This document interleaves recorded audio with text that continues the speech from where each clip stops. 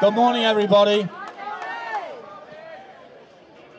We're out of the court much quicker than we thought we would be this morning. I thought we might be here all day. It took 15 to 20 minutes for the judge to decide.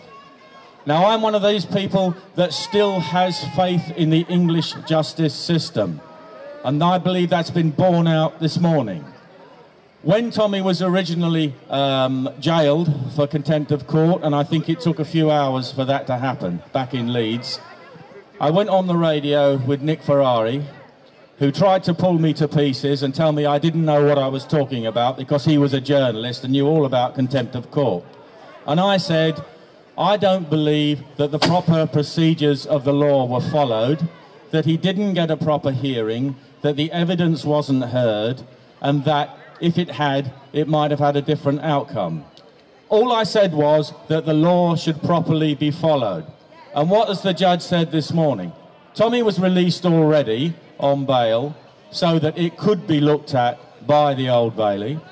And the judge this morning has said that he is referring it back to the Attorney General. He has said that on the basis of the statement that Tommy made to the court, which said, if I summarise it, basically nobody has been jailed in the last 60 years for the offence that he was alleged to have committed. The other newspapers and journalists had committed contempts of court, and he names them in his statement, including in the trial of Leo Belfield, the murderer of little girls, when a newspaper was responsible for that case collapsing in court. That newspaper got fined £10,000. Not the journalists, nothing happened to them, the newspaper. So it looks very much like when Tommy was jailed for the alleged contempt of court, this was more about who he was and what he was saying rather than the actual offence. Now, the law has not yet run its course. The Attorney General has to consider this case and decide whether it's in the public interest to proceed to a proper hearing, whereas the judge said to this morning there will have to be evidence put by the prosecution and the defence.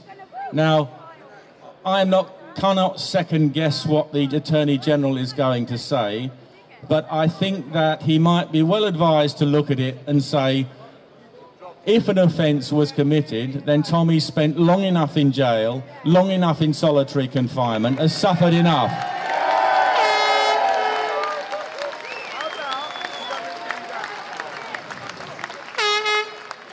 So I hope this is a legal decision of the Attorney General, but it's also a political decision.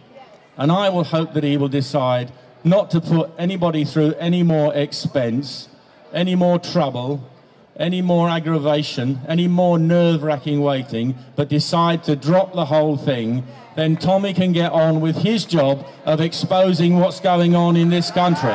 Thank you.